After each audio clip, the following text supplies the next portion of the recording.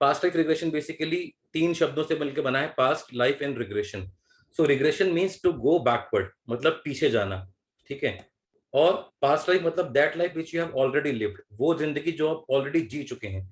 तो past life का एक मतलब तो ये हो सकता है कि जब आप बच्चे थे, या जब आप एडोलेसेंट एज में थे, टीन एज में थे, या आपका प्री नेटल या पोस्ट नेटल पीरियड, जो कि वो सारी चीजें आपकी खत्म हो चुकी हैं, समाप्त हो चुकी हैं। तो एक तरीके से वो आपकी पास्ट लाइफ है। अगर आज हमारी उम्र 35 साल, 40 साल, 50 साल, 60 साल जो भी है, तो 7-8 साल, 10 साल, 12 साल की उम्र जो खत्म हो चुकी है, उसको एक पास्ट लाइफ बोल सकते हैं, ठीक है।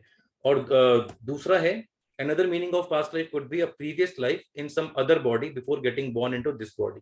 एक और मतलब पास्ट लाइफ का क्या हो सकता है कि इस शरीर में आने से पहले हम किसी और शरीर में, किसी और समय में जो है जब जी रहे थे, तो वो हमारी पास्ट लाइफ हो सकती है। तो पास्ट लाइफ रिग्रेशन जो है बेसिकली, जो पीएलआर है, is based on the concept of री इनकारनेशन एंड कर्मा। री इनकारनेशन मतलब पुनर्जन्म, रीबर्थ, और कर्मा हम अभी जानते हैं इन डिटेल कि कर्मा होता क्या है। There are 4 types of karma described in the Vedic literature. One is the Sanchita Karma, that is the pool of all the karmas.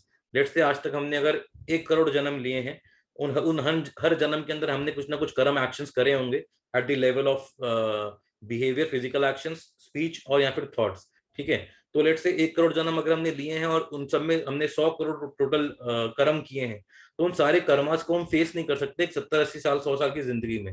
तो वो जो संचिता कर्मा है, जो कि पूरा रिजर्वियर है हमारे कर्मास का, उसमें से एक सबसेट हम लेके जो है इस लाइफ टाइम में आते हैं, जिसको हम प्रारब्ध कर्मा बोलते हैं। वो जो प्रारब्ध कर्मा है, that is the purpose and reason for this present birth, ठीक है।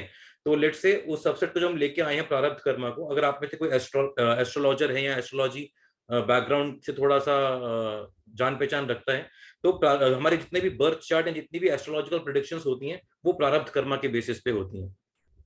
Next comes the agami Karma, जो कि इनकम्प्लीट डिजायर्स हमारे मन में है, उनको फुलफिल करने के लिए जो हम कर्म फ्यूचर में करेंगे, that are the agami karma. और kriyaman karma is the newly created karma, जो हम हर क्षण कर रहे हैं इस समय। इन चारों कर्मा में से जो सबसे ज्यादा पावरफुल या पोटेंट कर्मा है, वो है kriyaman karma, that is the karma which are doing we are doing in the present, ठीक है। तो पास्ट लाइफ रिग्रेशन में हम उस प्रारब्ध कर्मा को आइडेंटिफाई करते हैं कि इस लाइफ का पर्पस क्या है, इस लाइफ में जो प्रॉब्लम्स हैं उनका रूट कॉज क्या है, ठीक है। और उस रूट कॉज को पता करने के बाद हमें इंसाइट्स मिलते हैं कि क्या क्रियामान कर्मा, क्या प्रेजेंट कर्मा हम करें, so that we can create a better future of this life और may be the next life, ठीक है। तो ये सारा कर्मा का कंसेप्ट और रीइंकार्नेशन के कंसेप्ट के ऊपर बेस्ड है past life regression therapy. So next video में हम बात करेंगे कि कैसे जब सोल डेथ के टाइम पे बॉडी से निकलती है, तो उस लाइफ में क्रिएट किए हुए के सारे कर्मास को कैसे वो कैरी फॉरवर्ड करती है, और जब वो न्यू लाइफ लेती है तो उस न्यू बॉडी में कैसे वो सारे कर्मास उसके उस लाइफ के अंदर कैरी फॉरवर्ड हो जाते हैं। So if you like this video, kindly like the video, comment on it and subscribe the channel so that you don't miss out on the other videos in this series. Thank you for watching this video.